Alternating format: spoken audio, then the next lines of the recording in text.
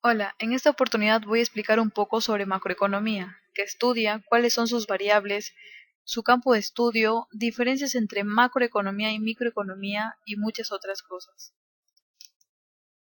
Definición. Según Francisco Mochón, nos dice que la macroeconomía es el estudio del funcionamiento de la economía en su conjunto. En sí, hay varios autores que hablan sobre la definición de macroeconomía.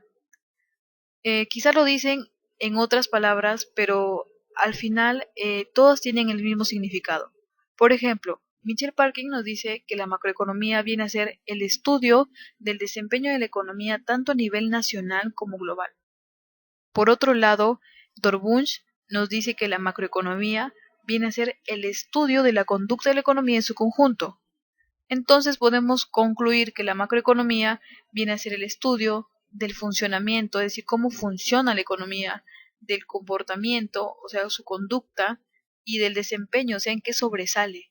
Pero todo eso a nivel global, o sea, de manera amplia. Además nos dicen que el propósito de la macroeconomía es obtener una visión simplificada, pero que al mismo tiempo nos permita conocer y sobre todo actuar sobre el nivel de la actividad económica, ya sea de un país determinado o de un conjunto de países. Variables macroeconómicas. La macroeconomía, para analizar el funcionamiento de la economía, se centra en el estudio de una serie de variables, las cuales permiten establecer objetivos concretos y diseñar la política macroeconómica. Pero, ¿qué es la política macroeconómica ya que la estamos mencionando? Bueno, la política macroeconómica es aquella que afecta a un país o una región en su totalidad. O mejor dicho, viene a ser el conjunto de medidas gubernamentales que influyen sobre la marcha de la economía en su conjunto. Bueno, aquí tenemos las 7 variables principales macroeconómicas. Tenemos el PIB, el desempleo, la inflación, el tipo de cambio, el tipo de interés, el déficit en el comercio exterior, el déficit presupuestario y bueno, eso es todo. Ahora vamos a pasar a explicar cada una de estas. Como primera variable nombré lo que es el PIB. Bueno, el PIB viene a ser el Producto Interno Bruto o también el Producto Interior Bruto, es lo mismo. Y bueno, este viene a ser la suma del valor de los bienes y servicios finales de un país dentro de un periodo determinado, lo cual generalmente es en un año. Hay dos tipos de PIB. Tenemos el PIB nominal y el PIB real. El PIB nominal tiene que ver con el valor total de los bienes y servicios en precios corrientes. Eso quiere decir de que no toma en cuenta el peso de la inflación en su cálculo. Por el contrario, el PIB real es el que resulta una vez que se ha extraído el efecto de inflación del PIB nominal. Una de las ventajas del PIB real es que elimina la distorsión que producen la variación de los precios, pero sobre todo y más importante, otra de las ventajas es de que nos indica realmente cuánto crece o cuánto disminuye la economía. Otra de las variables tenemos el desempleo. Bueno, cuando las personas terminan su formación, o mejor dicho, cuando las personas acaban de estudiar, pues lo que más quieren es encontrar rápidamente un buen empleo, que tenga un buen salario, que tenga buenas condiciones de trabajo y que les dé seguridad en sus puestos. Y otras más, ¿no? Y si es que estas condiciones se cumplen para las personas que están en condiciones de trabajar, pues la economía tendrá un elevado nivel de empleo. Pero la otra cara de la moneda, o mejor dicho lo contrario, es el desempleo, el cual se mide a través de la tasa de desempleo. Pero antes de explicar qué es la tasa de desempleo o cómo es que ustedes hallan la tasa de desempleo, es importante lo siguiente. Vamos a hablar de la división de la población total. Puede ser de un país o de cualquier lugar, es lo mismo, ¿no? La población total se divide en dos, en población en edad de trabajar y en la población que no está en edad de trabajar. La población que no está en edad de trabajar se está refiriendo a los bebés, ¿no? O también a los ancianos. Pero hay una población que sí está en edad de trabajar.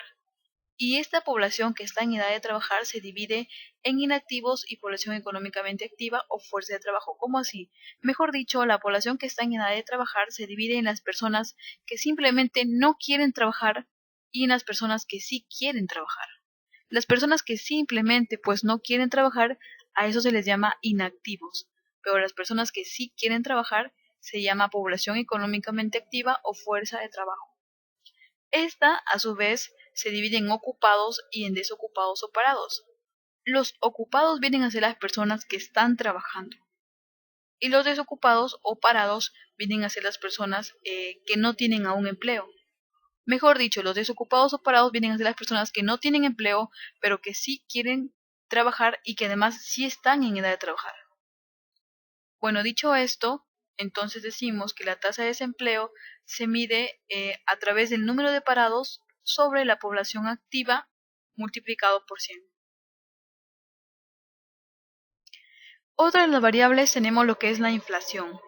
La inflación viene a ser el crecimiento generalizado y continuo del nivel general de precios de bienes y servicios de una economía. Dicho de forma más sencilla, la inflación viene a ser el aumento incesante de los precios de cualquier bien o servicio, ¿no? Dentro de la inflación tenemos lo que es la tasa de inflación. ¿Pero qué es la tasa de inflación? Bueno, la tasa de inflación viene a ser la tasa porcentual de aumento del nivel general de precios a lo largo de un periodo determinado. Hay tres tipos de inflación. Tenemos la inflación moderada o baja, tenemos la inflación galopante y la hiperinflación. En lo que es la inflación moderada o baja, es que los precios se elevan lentamente, o mejor dicho, aquí, en lo que es inflación moderada o baja, los precios mayormente son estables, no varían mucho. En lo que es la inflación galopante, hace referencia a que los precios aumentan a un ritmo de 2 o 3 dígitos en un año.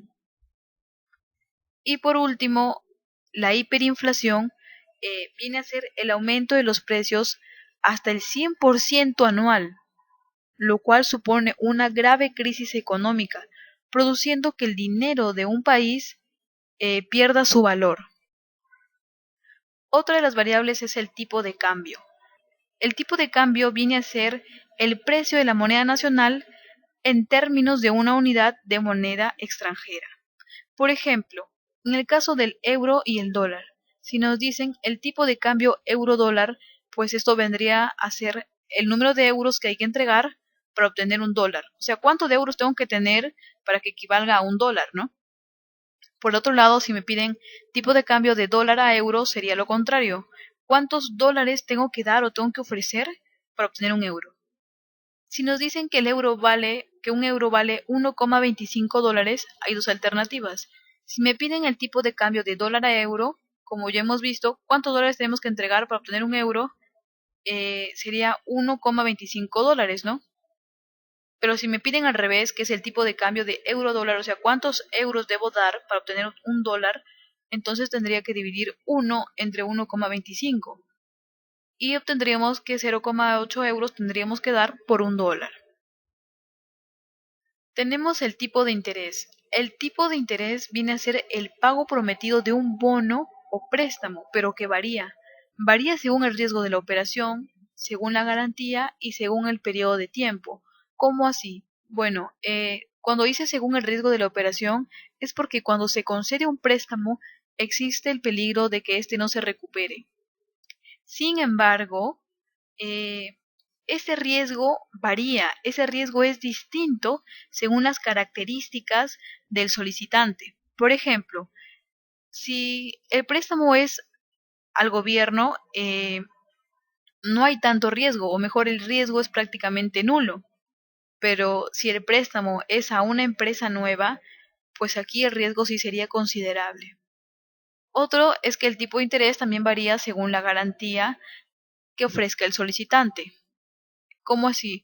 Pues los prestamistas suelen demandar algún tipo de garantía. Por ejemplo, en lo que es el préstamo hipotecario, pues aquí el prestamista tiene como garantía la propiedad del solicitante, pero en otras veces la garantía es personal. Entonces, según el tipo de garantía que se ofrezca, o que ofrezca el solicitante, va a variar el tipo de interés. Y por último, el tipo de interés también varía según el periodo de tiempo. Esto se refiere a que dependiendo del tiempo que se concede el préstamo, el tipo de interés varía. Por ejemplo, si el préstamo es a largo plazo, pues va a llevar intereses más elevados que si fuera a corto plazo. ¿Por qué? Porque el riesgo aumenta según la duración del préstamo.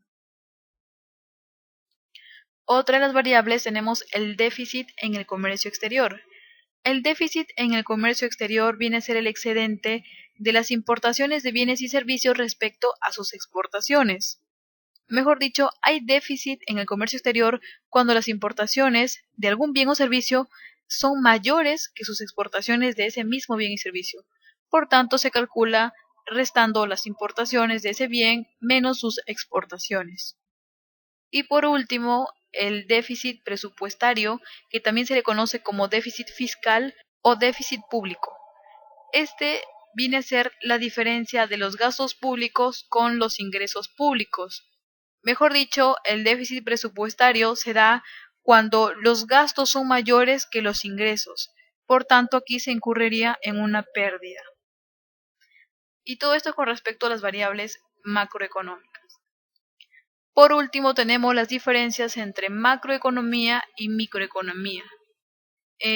Primero, la primera diferencia es entre lo que estudian ambas. Según Michelle Parkin, la macroeconomía estudia el comportamiento de una economía en su conjunto, o sea, al nivel global, como ya le habíamos dicho, ¿no? Estudia el comportamiento, su conducta, el funcionamiento, su desempeño de la economía en su conjunto. Por el contrario, la microeconomía estudia cómo toman sus decisiones los individuos y las empresas, es decir, se está refiriendo a grupos específicos, grupos más pequeños. Otra de las diferencias es que la macroeconomía busca una perspectiva general, es decir, más amplia, mientras la microeconomía busca una perspectiva individual, es decir, más específica. Otra de las diferencias es de que la macroeconomía estudia actores económicos globales, como por ejemplo un país, mientras la microeconomía estudia actores económicos concretos, como un consumidor. Y por último, otra de las diferencias que he establecido es que la macroeconomía se ocupa de analizar las variables económicas, es decir, se ocupa de aspectos más generales del estudio, mientras que la microeconomía se ocupa de analizar factores particulares, es decir, aquellos que están presentes en todo proceso o sistema económico. Y bueno, eso ha sido todo por hoy. Muchas gracias.